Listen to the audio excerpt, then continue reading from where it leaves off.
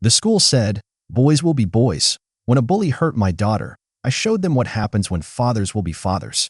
I was working in my home office when I heard something that made my blood run cold. My daughter, crying in her bedroom, the sound of scissors cutting violently through something. I rushed in and stopped cold. She was surrounded by chunks of her own blonde hair, scissors in hand, tears streaming down her face. I knelt beside her, gently taking the scissors from her trembling fingers.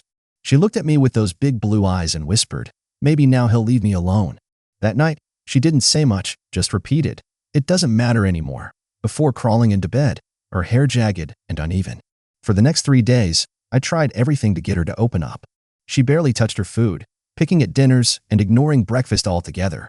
When I finally called her teacher, Miss Peterson, she laughed at my concern. "Oh, Archie Morrison. He has the biggest crush on Amelia," she said.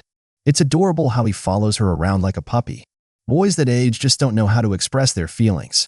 Something about how she said "follows her around" made my stomach twist. I didn't even have to ask Amelia about it, because the moment she got home, she collapsed into tears. The truth came out. Every day, Archie had been calling her Goldilocks bitch, getting the entire class to chant it at recess. He cornered her in empty hallways, demanding hugs. Last week, he grabbed her face and forced her to look at him. "I only hurt you because I love you. That's what people do when they're in love," he told her. I was furious. The school brushed it off as puppy love, so I told Amelia to stand up for herself.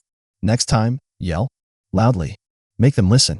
Sometimes, I wish I just stayed quiet. Because the next day, she came home with bruises on her wrists. Her shirt collar was torn. She had yelled. In front of everyone. The teacher made her apologize. Apologized to him for embarrassing him and making a scene. After school, Archie cornered her with 3 of his friends.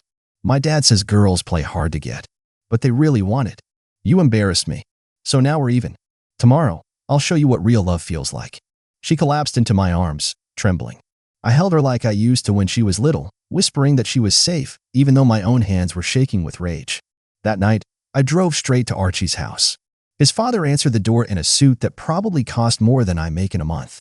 "Your son has been bullying my daughter," I said. He sneered. "Oh, that's not what I heard. Archie told me your little W-word daughter was sending mixed signals, leading him on, then humiliating him. I should have hit him, but I didn't. Because behind him, I saw his wife, Linda, standing silently with a fresh bruise on her cheek. Mark understands how relationships work," he boasted. 20 years of marriage. She knows that when we get violent, it's because we love them too much to let go." That's when I realized. Archie wasn't just a bully. He was an echo. Back home, Amelia was asleep. Her uneven hair fanned across the pillow like broken wings. The next morning, I documented everything, her bruises, her torn clothes, every note in her backpack. "You're mine," one read. "Stop ignoring me or else." Another was a drawing of a girl with X's over her eyes. I spread them all on the kitchen table.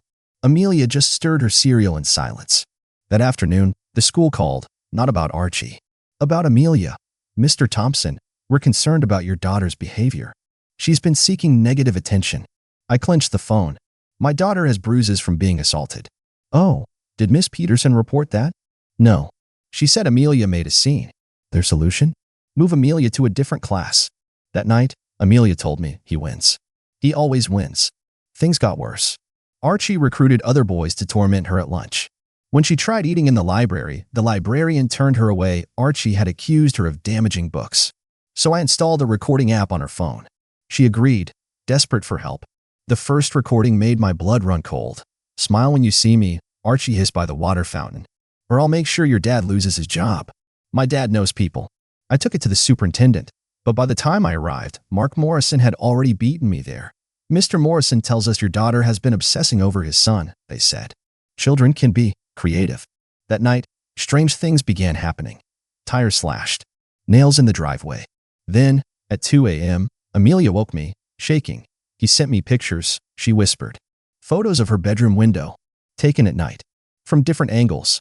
I called the police. They shrugged. Could be anyone. Then came Linda. She showed up at our door with a black eye and a USB drive. "He has cameras," she whispered.